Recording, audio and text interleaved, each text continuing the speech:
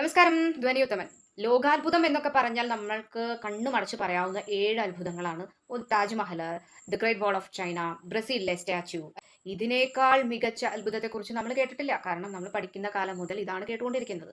പക്ഷേ ഇതൊന്നും ഒന്നുമല്ലാത്ത നമ്മുടെ തൊട്ടടുത്ത് തന്നെ നമ്മുടെ രാജ്യത്ത് തന്നെയുള്ള ഒരുപാട് അത്ഭുത നിർമ്മിതികൾ നമ്മുടെ നാട്ടിൽ തന്നെയുണ്ട്.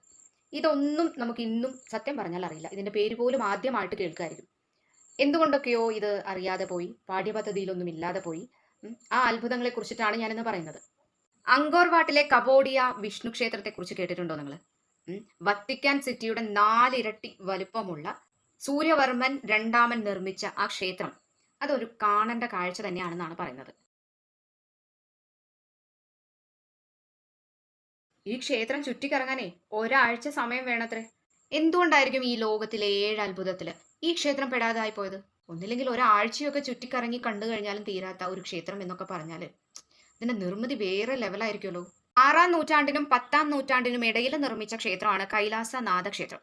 ആ ക്ഷേത്രത്തിന്റെ പ്രത്യേകത മുകളിൽ നിന്നും താഴേക്കാണ് അത്രയും നിർമ്മിച്ചിരിക്കുന്നത്. എല്ലോറയിലെ ബാക്കി എല്ലാ ക്ഷേത്രങ്ങളും ഇതുപോലെ പാറക്കെട്ടുകളിലാണ് നിർമ്മിച്ചിട്ടുള്ളതെന്നാണ് പറയുന്നത്. അപ്പൊ എന്തായിരിക്കും ഈ പറയുന്ന 7 ലോകാത്ഭുതങ്ങളില് ഈ ക്ഷേത്രം പെടാതിരുന്നത്? കുംഭകോണത്തെ ഐരാവതേശ്വര ക്ഷേത്രം 12-ാം നൂറ്റാണ്ടിലെ രാജരാജ ചോളൻ രണ്ടാമന്റെ നിർമ്മിതിയാണ് ഈ പറയുന്ന ഐരാവതേശ്വര ക്ഷേത്രം. ശിവഭഗവാനെയാണ് അവിടെ ആരാധിക്കുന്നത്. എന്തുകൊണ്ടായിരിക്കും ആ ക്ഷേത്രം ഈ ലോക അത്ഭുതത്തിൽ ഇടം നേടാതെ പോയത്? തഞ്ചാവൂരിലെ ബൃഹദേശ്വര ക്ഷേത്രത്തില് 60 കിലോമീറ്ററോളം റാമ്പിൽ ഉയർത്തിയിട്ടുള്ള 80 ടൺ ഭാരമുള്ള ഗോപുര മകുടമുണ്ട് അവിടെ. ഈ പറയുന്ന ക്ഷേത്രത്തില് നിറയെ കൊത്തുപണികളാൽ, വളരെ ഭംഗിയുള്ള കൊത്തുപണികളാൽ നിറഞ്ഞിരിക്കുകയാണ്. എന്തുകൊണ്ടായിരിക്കും ഇത് ലോക അത്ഭുതങ്ങളിൽ ഇടം നേടാതെ പോയത്? കൊണാർക്കിലെ സൂര്യക്ഷേത്രത്തില് 24 സങ്കീർണമായ ചക്രങ്ങളുണ്ട്. 12 അടി വ്യാസമുള്ള കുതിരകൾ ഇങ്ങനെ വലിക്കുന്നു. അതിൽ 7 കുതിരകൾ ആഴ്ചയെയാണ് കേട്ടോ പ്രതിനിധീകരിക്കുന്നത്. ചക്രങ്ങളാണെങ്കിൽ 12 മാസങ്ങളെയാണ് നിലകൊള്ളുന്നത്. സൂര്യൻ എങ്ങനെയാണ് സമയം ക്രമീകരിക്കുന്നത് എന്ന് ഈ ചക്രങ്ങളിൽ വ്യക്തമായിട്ട് പറയുന്നു എന്നതാണ് അവിടുത്തെ അത്ഭുതം. ഇതും എന്തുകൊണ്ടാണ് ലോകാത്ഭുതങ്ങളിൽ ഇടം പിടിക്കാതെ പോയത്?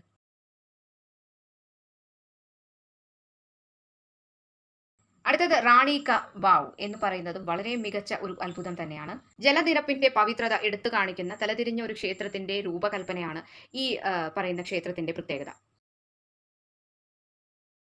ശില്പങ്ങളുള്ള പാളികൾ ഭഗവാൻ വിഷ്ണുവിന്റെ 500-ലധികം ശില്പങ്ങൾ കൊത്തിയിരിക്കുന്നതായിട്ട് കാണാം. 1000-ലധികം മതപരവും പുരാണപരവുമായിട്ടുള്ള ചിത്രങ്ങൾ ഇതെല്ലാം യോജിപ്പിച്ചുകൊണ്ടുള്ള ഒരു ക്ഷേത്രം. എന്തുകൊണ്ടായിരിക്കും ഇതും ലോക അത്ഭുതങ്ങളിൽ ഇടം പിടിക്കാതെ പോയത്? ഹംപിയുടെ അവശിഷ്ടങ്ങൾ കുന്നുകളിലും ചെരുവുകളിലുമായിട്ട് 500-ലധികം സ്മാരകങ്ങളുണ്ട്. ചരിത്രനിധികൾ, ജലഘടകങ്ങളുടെ പുരാവസ്തു, അവശിഷ്ടങ്ങൾ, പുരാതന വിപണി എന്നിവയെല്ലാം ഇതിൽ ഉൾപ്പെടുന്നു. പക്ഷെ എന്തുകൊണ്ടോ ലോകാത്ഭുതത്തിൽ ഇതും ശ്രദ്ധിക്കപ്പെട്ടിട്ടില്ല.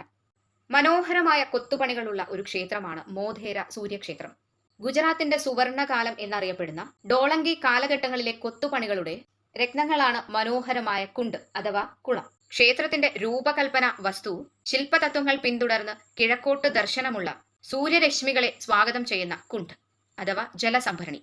പ്രവേശന കവാടം സൂര്യദേവന്റെ പൂത്തുലഞ്ഞ താമരയോട് സാമ്യമുള്ള ഒരു പീഠത്തിൽ. പ്രധാന സമുച്ചയം 3 ഭാഗങ്ങളിലായിട്ട് തിരിച്ചിരിക്കുന്നു. പ്രവേശന കവാടം എന്ന് പറയുന്നത് സഭാമണ്ഡപം. എന്തുകൊണ്ടായിരിക്കും ഈ ക്ഷേത്രം ആ ലോകാത്ഭുതത്തിൽ ഇടം പിടിക്കാതെ പോയത്?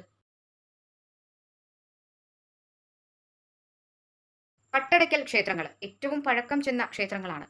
പറയാനാണെങ്കിൽ അത്ഭുതങ്ങൾ ധാരാളമാണ്. പക്ഷേ ലോകാത്ഭുതത്തിൽ എന്തുകൊണ്ടോ ഇടം നേടിയിട്ടില്ല. വാരണാസിയിലെ മണികർണിക ഘട്ടിന് സമീപം സ്ഥിതി ചെയ്യുന്ന ഗ്രന്ഥേശ്വര ക്ഷേത്രം ഏകദേശം 9 ഡിഗ്രി ചെരിഞ്ഞിരിക്കുമ്പോൾ പിസയിലെ ചെരിഞ്ഞ ഗോപുരം ഏകദേശം 4 ഡിഗ്രിയാണ് ചെരിഞ്ഞിരിക്കുന്നത്. ചില കണക്കുകൾ പ്രകാരം ക്ഷേത്രത്തിന്റെ ഉയരം 74 മീറ്റർ ആണ്. ഇത് പിസ ഗോപുരത്തെക്കാൾ ഏകദേശം 20 മീറ്റർ കൂടുതലാണ്. ചരിത്രപ്രസിദ്ധമായ രന്തേശ്വര ക്ഷേത്രം നൂറ്റാണ്ടുകൾ പഴക്കമുള്ളതാണ്. വാരണാസിയിലെ ഈ ക്ഷേത്രം വളരെ ഫേമസ് ആയിട്ടുള്ള ഒരു ക്ഷേത്രമാണ്. പക്ഷേ എന്തുകൊണ്ടോ വാരണാസിയിലെ ഈ ക്ഷേത്രം ലോകാത്ഭുതത്തിൽ ഇടം പിടിച്ചില്ല.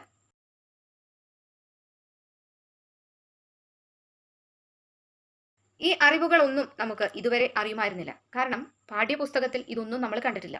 നമ്മൾ ഇതൊന്നും ചരിത്രത്തിൽ പഠിച്ചിട്ടുമില്ല. അതുകൊണ്ട് തന്നെ നമ്മുടെ ചരിത്രത്തെക്കുറിച്ച് നമുക്ക് അറിയില്ല.